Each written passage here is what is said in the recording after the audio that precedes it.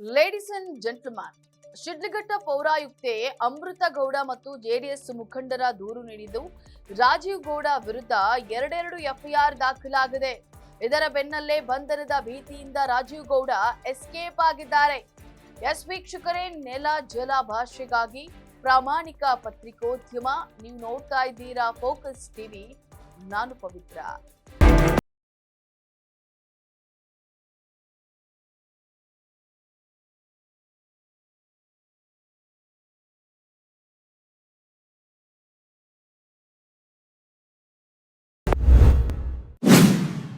ಅಕ್ರಮ ಬ್ಯಾನರ್ ತೆರವುಗೊಳಿಸಿದಂತಹ ಶಿಡ್ಲಘಟ್ಟ ನಗರಸಭೆ ಪೌರಾಯುಕ್ತಿಗೆ ಅವಾಚ್ಯ ಶಬ್ದಗಳಿಂದ ನಿಂದಿಸಿದ ಕೈ ಮುಖಂಡ ರಾಜೀವ್ ಗೌಡಗೆ ಡಬಲ್ ಸಂಕಷ್ಟ ಎದುರಾಗಿದೆ.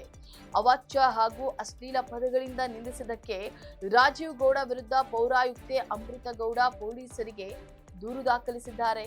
ಇದರ ಜೊತೆಗೆ ಜೆಡಿಎಸ್ ಮುಖಂಡರು ಕೂಡ ರಾಜೀವ್ ಗೌಡ ವಿರುದ್ಧ ಮತ್ತೊಂದು ದೂರು ನೀಡಿದ್ದಾರೆ. ಇದರಿಂದ ಈಗ ರಾಜೀವ್ ಗೌಡಗೆ ಎರಡೆರಡು ಸಂಕಷ್ಟ ಎದುರಾಗಿದ್ದು ಬಂಧನ ಭೀತಿಯಿಂದ ತಲೆಮರೆಸಿಕೊಂಡಿದ್ದಾರೆ.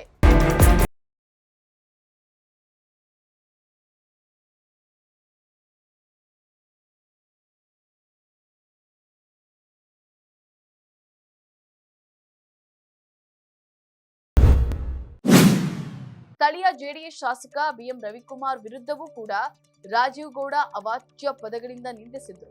ಈ ಹಿನ್ನೆಲೆಯಲ್ಲಿ ಜೆಡಿಎಸ್ ವತಿಯಿಂದ ದೂರು ನೀಡಲಾಗಿದೆ. ಇದರ ಬೆನ್ನಲ್ಲೇ ರಾಜೀವ್ ಗೌಡರನ್ನ ಬಂಧಿಸಿ ವಿಚಾರಣೆ ನಡೆಸುವಂತೆ ವಿಪಕ್ಷಗಳು ಪುರಸಭೆ ನೌಕರರು ಆಗ್ರಹಿಸಿದ್ರು. ಪ್ರಕರಣ ತೀವ್ರ ಸ್ವರೂಪವನ್ನು ಪಡೆದುಕೊಳ್ತಾ ಇದ್ದಂತೆಯೇ ಆರೋಪಿ ರಾಜೀವ್ ಗೌಡ ಬಂಧನದ ಭೀತಿಯಿಂದ ಫೋನ್ ಸ್ವಿಚ್ ಆಫ್ ಮಾಡಿಕೊಂಡು ಅಜ್ಞಾತ ಸ್ಥಳದಲ್ಲಿದ್ದಾರೆ. ಈಗ ರಾಜೀವ್ ಗೌಡ ಬಂಧನಕ್ಕೆ ಚಿಕ್ಕಬಳ್ಳಾಪುರ ಎಸ್ಪಿ ಕುಶಾಲ್ ಚೌಕ್ಸಿ ಎರಡೂ ತಂಡಗಳನ್ನ ನೇಮಿಸಿದ್ದು ಸನ್ ಪೊಲೀಸರು ಈಗ ಶೋಧವನ್ನ ನಡೆಸ್ತಾ ಇದ್ದಾರೆ.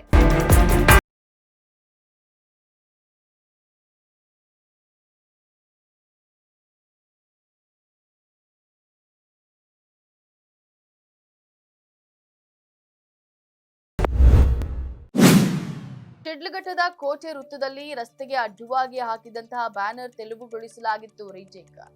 ಶಿಡ್ಲಘಟ್ಟದ ಕೋಟೆ ವೃತ್ತದಲ್ಲಿ ರಸ್ತೆಗೆ ಅಡ್ಡವಾಗಿ ಹಾಕಿದಂತಹ ಬ್ಯಾನರ್ ತೆರವುಗೊಳಿಸಲಾಗಿತ್ತು. ಇದಕ್ಕೆ ಸಿಟ್ಟಾಗಿದ್ದಂತಹ ರಾಜೀವ್ ಗೌಡ ಪೌರಾಯುಕ್ತೆ ಅಮೃತ ಗೌಡಗೆ ಫೋನ್ ಕರೆ ಮಾಡಿ ಅವಾಚ್ಯ ಶಬ್ದಗಳಿಂದ ಅಶ್ಲೀಲವಾಗಿ ನಿಂದಿಸಿದ್ರು. ಈ ವಿಚಾರವಾಗಿ ಅಮೃತ ಗೌಡ ಮೇಲಧಿಕಾರಿಗಳು ಮತ್ತು ಪೊಲೀಸರಿಗೆ ದೂರು ನೀಡಿದ್ರು. ಈ ವಿಚಾರ ತೀವ್ರ ಸ್ವರೂಪವನ್ನ ಪಡೆದುಕೊಂಡು ಶಿಡ್ಲಘಟ್ಟ ನಗರಸಭೆ ಸಿಬ್ಬಂದಿ ಪ್ರತಿಭಟನೆಯನ್ನ ನಡೆಸಿದ್ರು. ಪ್ರತಿಪಕ್ಷಗಳು ಕೂಡ ರಾಜೀವ್ ಗೌಡ ಬಂಧನಕ್ಕೆ ಆಗ್ರಹಿಸಿವೆ. ಯಾರೇ ಆಗ್ಲಿ, ಯಾವ ಪಕ್ಷದವರೇ ಆಗ್ಲಿ, ಹೆಣ್ಣು ಮಕ್ಕಳಿಗೆ ಅವಾಚ್ಯ ಶಬ್ದಗಳಿಂದ ನಿಂದಿಸಿದ್ದು ತಪ್ಪೇ ಆಗಿದೆ.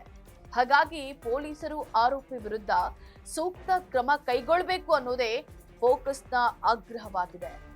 ಇದಾಗಿತ್ತು ಫೋಕಸ್ನ ಸ್ಪೆಷಲ್ ರಿಪೋರ್ಟ್. ನೆಲ ಜಲ ಭಾಷೆಗಾಗಿ ನೋಡ್ತಾ ಇರಿ ಫೋಕಸ್ ಟಿವಿ.